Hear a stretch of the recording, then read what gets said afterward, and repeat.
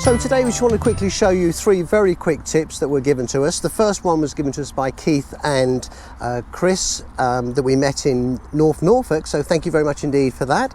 It's regarding your awning.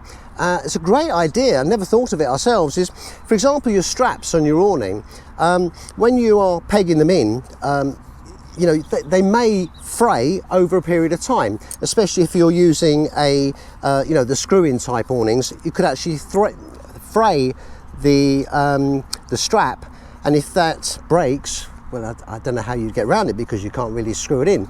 So what Keith and Chris suggested was buy these little shackles that you can buy on, you can get them in, I think you can get them in the pound shop, or we'll put a link in where we bought ours. We got ours from Amazon, so we'll put a link in the description, and just literally pop the shackle through the strap, do it up, and then when you put your awning, when you're knocking your awning into the ground, whether it's concrete or grass, you're actually going to just go on the shackle rather than the strap. So then the strap should never break.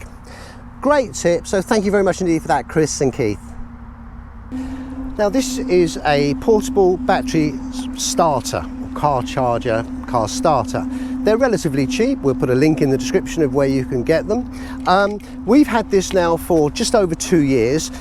We've used it 6 times so far, but never on our own cars. When we've been on pitch, people have come up and said, oh, we've got a flat battery, could you help us and with a jump start? And we just use one of these.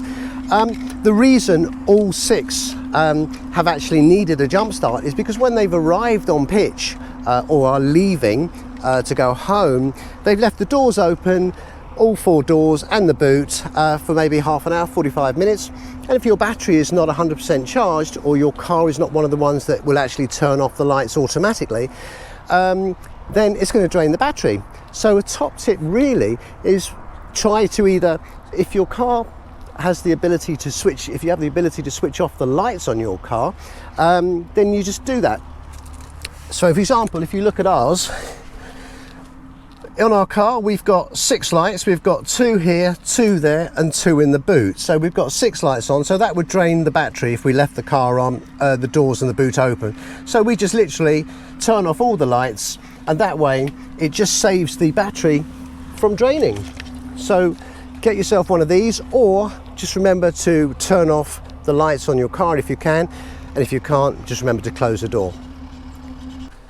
Another tip, something that we've learned as well, is we've recently changed from using a Caravan to actually a teppanyaki, which is electric, and we're absolutely delighted with it. Really are so thrilled with it. However, it's coming towards the sort of October time now, and it's getting a bit cold, so we're tending to put the heating on in the Caravan and the hot water on a little bit more. What we've noticed is if you've got the heating on 2 bars, for example up here, or even the electric, running on electric for either 2 kilowatts or 3 kilowatts, as soon as you put something on, be it the teppanyaki or the kettle or anything electric, it will blow it'll trip the fuse at the bollard. And the reason is for that is the heating system. Now I'm really just talking about the Aldi heating system, is it uses a lot of power. It really does use a lot of ampage to get the heating hot and the hot water hot.